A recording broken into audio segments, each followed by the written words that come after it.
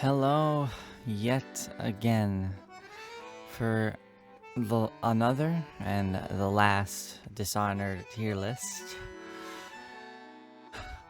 Because I finally finished replaying the whole game. Or the whole series, as you see on the channel. I'm very tired. I basically just woke up. So I just want to do this. And Death of the Outsider, all the missions. You might be surprised. First off, let's just get right into it. So, the first mission, one last fight. The one where you save Dowd. Honestly, I kind of like this mission. I'm gonna give a B tier, yeah. I'm gonna give a B tier. Cause it's tiny. It's a small mission. It's an intro mission, but honestly, out of all the intro missions of all three games, I kind of like it the most. Once again, you don't have any powers at the start. But the actual place itself is pretty interesting. It's like a little fight club. And I like that. I really do. Honestly, not much to say for this one.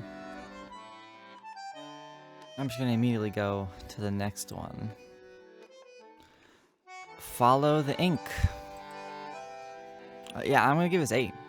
Like, it's actually kind of a big level. I like the sort of multi objective thing going on where you have to go to 2 different targets and get like 2 different keys. Like, I don't know if any other mission in Dishonored is like that. I mean, the Dust District is kind of like that, but that's more of like an either or type thing instead of like both. Yeah, it's like one of the only missions that you actually have to go to 2 different places, and also like you gotta tattoo yourself. That's pretty cool. And just the area of the game that this is it's beautiful. And it's amazing. And also being able to dump Ivan Jacoby through a trapdoor is great. It's amazing. And the little secret club of the Eyeless that you get into with the people doing like the blood transfusion, that's cool. And then, you know, like the music guy and the safe you gotta open up with the music. It's a good mission. I like it. A tier for sure. Alright. And now the next one, you already know. You already know. The bank job. Easily S tier. And like, I don't even have to say anything. Honestly, kind of easily top 3 mission in the entire game, in the full franchise. Like, kind of easily. Like, this is a top 3 mission in the whole franchise. Personally. Firstly, you know, at the beginning, you're sort of casing the bank, and then you gotta go sort of like around the whole area to find, you know, stuff to help you for the job, and then you can go in like the fucking auction and steal someone's face and enter the auction so you can get the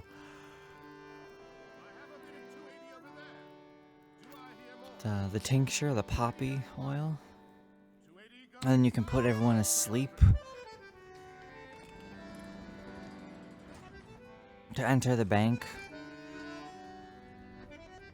And then when you do enter the bank, it's like this, you know, puzzle of how to continue, because all the doors are like locked and you need a button to open some of the doors. And then one of my favorite aspects of this is the fact that they brought back the Clockwork Soldiers from like the original trailer in this mission, because that's what they used to look like in the trailer until they changed it. But they fucking put them in this mission as like a special bank attendant versions, and I love that. And then, you know, you break into the vault and you actually get the sword that made the Outsider. Which in itself is it's a pretty cool sword. You can hold, you know, the charge to do like a ranged attack. It's pretty good. Easy as shit.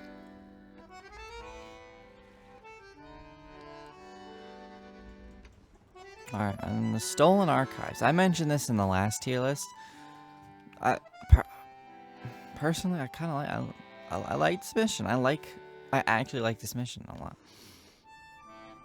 Personally, I like the aesthetic a lot. So you burned the Dreadful Whale, and now you're sort of homeless. And I love that you just start the mission in like the building at the sort of, you know, right where you need to be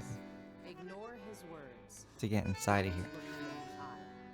And I just love, because one of my favorite things in games is like backtracking, but when you backtrack, the area is like changed or different. So coming back to this area from the second game and seeing it like all taken over and everything burnt and cleaned out and fixed. So cool. The objective is a little bit simple. You basically just need to get like one item and then put it in a projector and then get out. Which is, you know, why it's down here. But I do prefer that the area itself, it deserves A tier. Easily. But everything else is sort of like, you know. But I do like it. Now, for the last one, I know this video is short, but like, there's only 5 missions in this. I really wish there was more missions. The last mission, I don't know. I'm putting an S tier, a hole in the world. Easily, but I don't know if it's above or below. Nah, it's going above. It's gotta go above, right? A hole in the world. I mean, where do I even start with this mission? You go to these mines that are apparently, by all accounts, not even supposed to actually exist. The only reason you know about them is because of the thing you stole in the Stolen Archive. But you know, you go into this quarry with all these cult members. And at the beginning, it's sort of like kind of normal-ish. And then you get to this place, this giant like library in the rocks, which is like, I don't even know how they built that.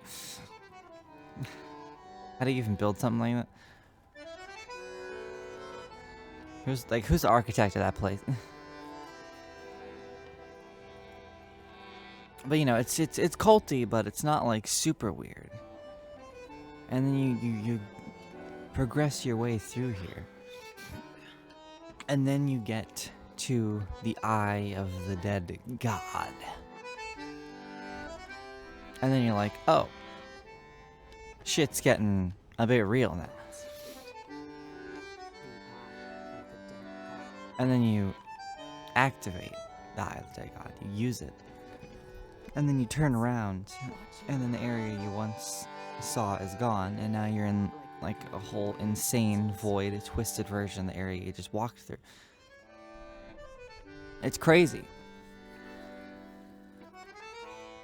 It's you know, like, the only level that has this kind of insane, cool-ass voidness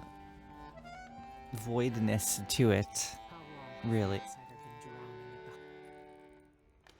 And, like, all the weird cult shit and the entire thing. It's so interesting. And then you see, you know, the last new enemy. Which I gotta admit, it's a little disappointing. Like, this is why I wish there was maybe more missions. Maybe they could use some of these enemies more. Because it kind of sucks that these enemies don't show up until, like, the last part of, like, the last mission. But, it, you know, the envisioned. I don't even know how to fight them. Really. Even though I'll play through the game like 4 or 5 times, I still have no idea how to actually fight them. They're so, probably like, honestly top. Fighting the spot for number 1 from the Clockwork Soldiers, like the coolest fucking designed enemy I've seen in these games. Like, seriously. And the fact that they just go through walls and shit. It's such a cool goddamn enemy. But then, you know, you progress. And then you get to this locked door. This sort of secret path. And then you open it. And then you find the ramblings of a madman and the mark of the outsider. And then you can sort of piece together that you need to get the numbers of the lock from, you know, what the outsider mark looks like. And then you discover the fact that the mark of the outsider isn't just a mark, but it is in fact the name of the outsider. And that only the dead can read it. And then eventually you progress further into the mission. Eventually getting to the ritual hold. And somehow even more insane looking place. And my favorite thing about this place is how like orange it looks. Like the normal void is kind of like, you know, it's black, gray, and like blue-ish. But the ritual hold is like, it's like weirdly orange. It's like it's more decayed, it's older. And then you got a bunch of whales flying around, which is fucking cool as hell. And then you get to the place where the outsider was made. And then you can speak to Daud. And my favorite thing about this is Daud is not persuade easily. You have to talk to his ass like 3 or 4 times before he's like fully convinced. Alright, I'll do it. You know? Like, I don't know if there's any other choice in the game with like multiple dialogue options like that. But I really love that. Because it was literally Daud's dying fucking wish for you to kill this guy.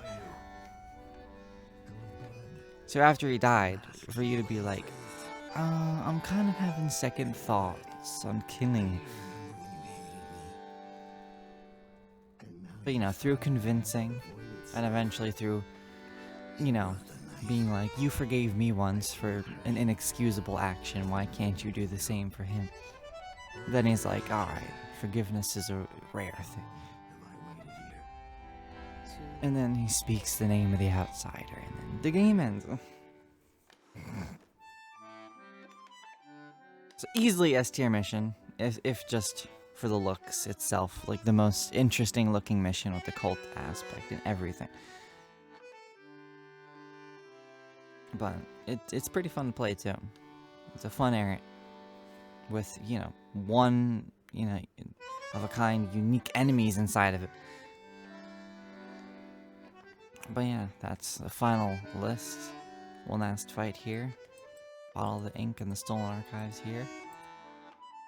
Hole in the world, bank job at S. Nothing even below a C tier. I think, like, dude, they banged with this game. I'm gonna be honest, they banged. Honestly, like, probably almost my favorite of the games to replay. Because also, the powers in this are so good. And the infinite mana system they decided to put in. If they ever make a new one, I hope they copy it, because unironically, Death Yahtzee are probably the most underrated of the three. Dare I say, it might even go above 2 for me. Probably not, just because of how short it is. So any replay sessions are going to be cut pretty short. But yeah, that's it. No more Dishonored tier lists. If I had to rank all 3 of the games, though, they're all going in S tier. Like, right next to each other. Dishonored 1 at the top. Maybe Dishonored 2 in the middle, you know. But they're all in S tier. Easily. That's all for this time. Follow on Twitch. Hit the buttons. I don't know. See ya.